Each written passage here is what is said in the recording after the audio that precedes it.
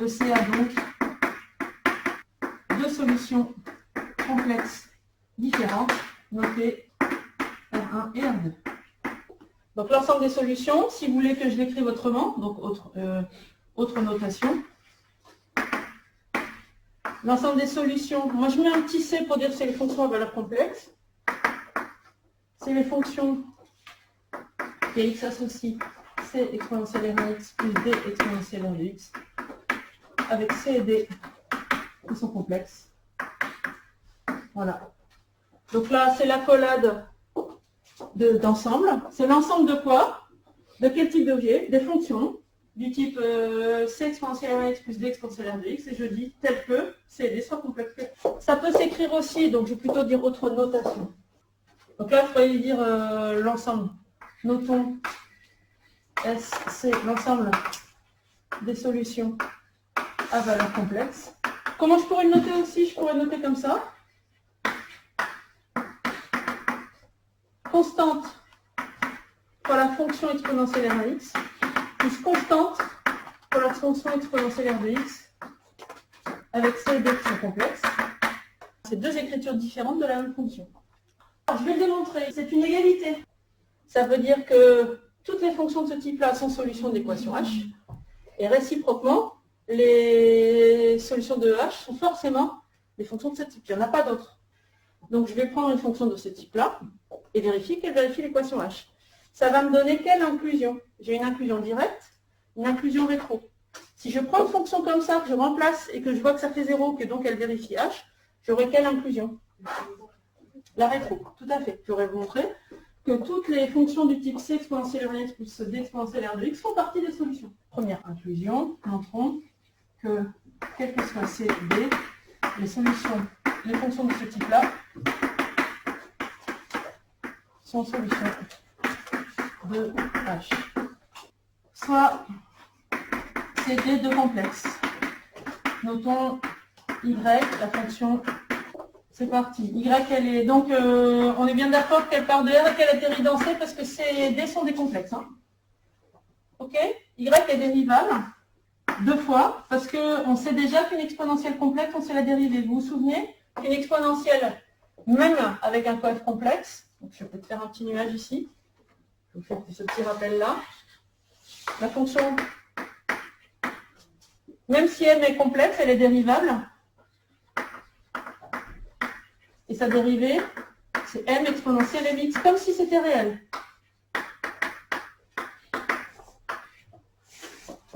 Donc j'ai aucun problème. Et je pourrais encore redériver une fois, parce que j'ai juste mis une constante devant. Donc elle est deux fois dérivable sur R.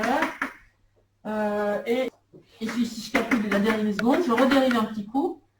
Il y a encore un R qui tombe.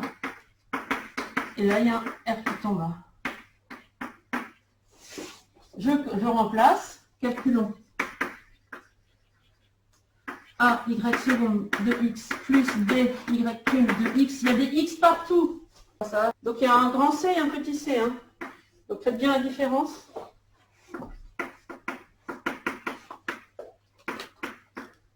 Voilà, je fais ce calcul et je montre que ça fait 0. Je vais regrouper tout ce qui est avec C et tout ce qui est avec D. Or, R1 et R2 sont solutions d'équations caractéristiques. Donc ça fait 0. Ça fait 0. Ça, par conséquent, ça fait 0. Tout X dans R. Si je calcule ça, ça fait 0. Conclusion, Y est bien solution. Deuxièmement, je fais l'inclusion réciproque. Je vais prendre quelqu'un qui est solution et montrer que forcément, c'est une combinaison linéaire des deux fonctions x associé exponentielle R1x, x associé exponentielle R de x. Donc, soit y une solution. Montrons que y est combinaison linéaire de exponentielle de x associé exponentielle R de x, x associé exponentielle R de x. Donc, linéaire complexe. Ok, pour cela, je vais faire une petite astuce. Je vais définir une fonction auxiliaire z.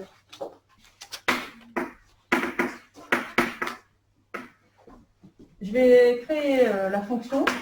Je prends la solution qui est là. et qu'il a multiplié par exponentielle moins R1x. Ça veut dire que le lien qu'il y a entre y et z est le suivant.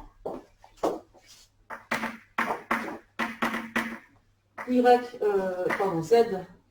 de x, c'est y de x exponentielle R1x. Ou alors, si vous préférez, vous pouvez passer l'exponentielle de l'autre côté. Y de x, c'est z exponentielle moins R1x. Ok? Donc je sais qu'y est solution de h, je vais voir ce que ça veut dire sur z. Puisque je sais qu'il y a des solutions. Je vais remplacer et essayer de voir ce que ça veut dire sur z. Là, tu veux faire un petit brouillon à gauche. Il faut que je calcule la dérivée de y. Première et deuxième. D'accord? Est-ce que z est dérivable? Oui, comme produit de fonction dérivable. On est d'accord? Donc je vais faire les calculs annexes. Donc, si je calcule y, c'est z exponentielle R1x. Dérive y. En fait, il faut que je remplace ici par les valeurs. Si je dérive y, dérivé d'un produit, donc soit je dérive z et je garde l'exponentielle, soit je garde le z et je dérive exponentielle, il y a R1 qui est tombé. Je vais dériver deux fois directement. Et là, c'est reparti. Je recopie l'exponentielle. Attention à ne pas vous perdre. Je garde l'exponentielle et je dérive ça.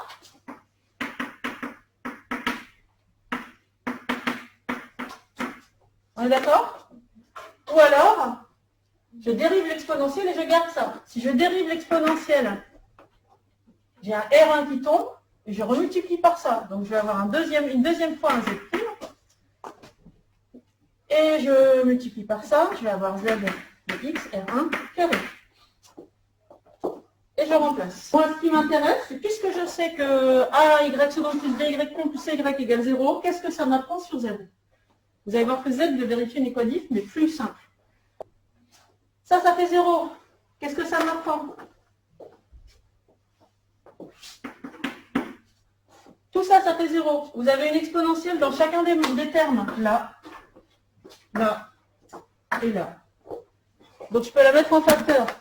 Et une fois que j'ai mis en facteur, ça simplifie, parce que l'exponentielle n'est jamais nulle. Et ensuite, ce que je vais faire, c'est regrouper les z secondes, les z' et les z. D'accord? Je mets les gens ensemble par catégorie. Le z', qu'est-ce qu'il a en facteur? Il a un 2a. Il a a fois 2r1. Ici. D'accord? Il y a encore un z' ici. Plus b. Ok. Et maintenant les z. Alors, le z, ici, il a un a fois r1 carré. Il a un BR1, il a un C. Et tout ça, ça fait 0 tout le temps. Y, les solutions, si et seulement si Z vérifie cette équation-là. Ça vaut quoi AR1 carré plus BR1 plus C? Ça fait 0. Ça fait 0. R1 est solution d'équation caractéristique par définition. C'est comme ça qu'on l'a créé R1. On a dit R1 et R2, c'est les deux solutions d'équation caractéristique. Tout ça, ça s'en va. Et... D'accord? Et heureusement, parce que sinon j'étais pas plus avancé pour résoudre une équation du second ordre, j'introduisais z et du coup il vérifie aussi une équation du second ordre. Est-ce qu'elle est encore du second ordre ma nouvelle équation? Bah oui, hein. On vient de dire, bah ouais, j'étais pas plus avancé. Si. Et c'est pour ça que je fais la démo, c'est quand vous tombez sur un truc comme ça, il faut avoir le bon réflexe. Oui, z vérifie une équation du second ordre. Mais il n'y a pas les trois mecs, il n'y a pas z, z', z seconde. Il n'y a que z' et z seconde. Est-ce que vous devinez ce que je vais faire?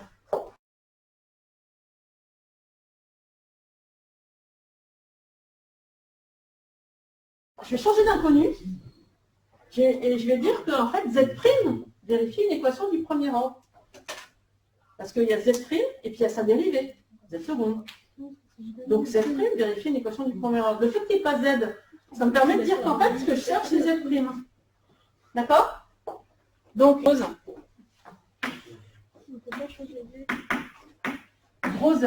la fonction z'. Gros z vérifie l'équation. Ici, si vous reprenez cette ligne-là, et vous dites que gros z c'est z', ben ça c'est A Z' plus Z fois 2AR plus B, ça fait 0. Et pourquoi elle est super? Parce qu'elle est du premier ordre et que les équations du premier ordre, c'est bon, vous savez les gérer.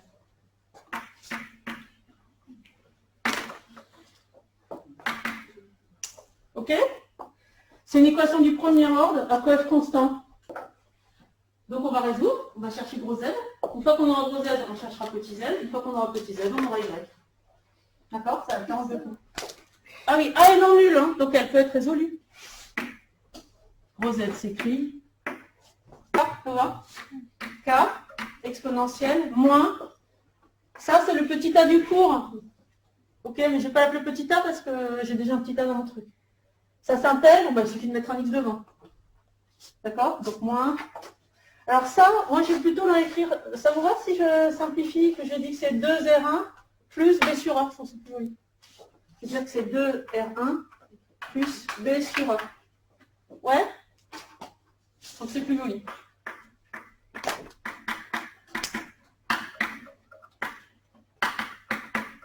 Attention, un cas est dans C, parce que j'ai dit que je cherchais les fonctions valeurs complexes. Moins B sur A, c'est quoi déjà?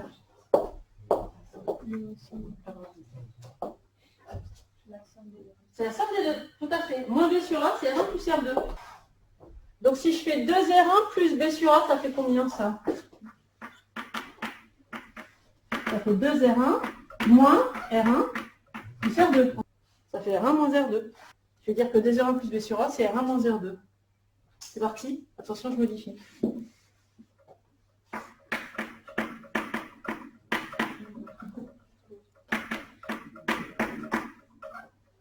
Tout de suite beaucoup plus joli. Gros Z, c'était Z'.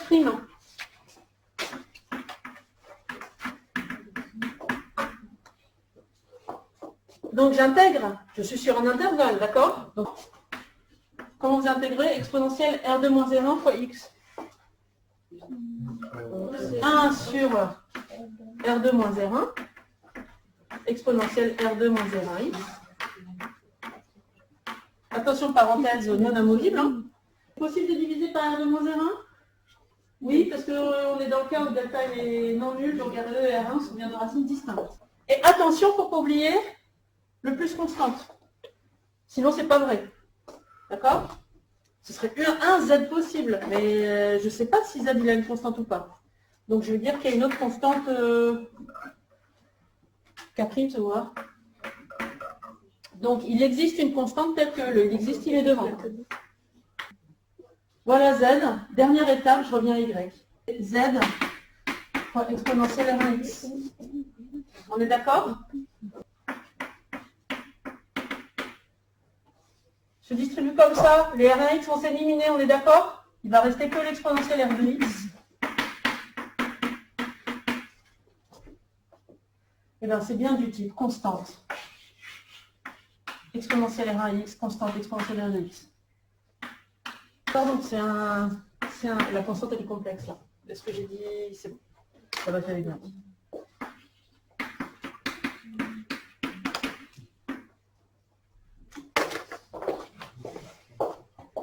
On a bien fait les deux sens. Une fonction combinaison linéaire d'exponentielle R1x, exponentielle R2x est bien solution. Et réciproquement, les fonctions qui sont solutions sont bien des combinaisons linéaires d'exponentielle R1x, exponentielle R2x. Par conséquent, les solutions sont exactement les fonctions qui sont des combinaisons linéaires d'exponentielle R1x, exponentielle R2x.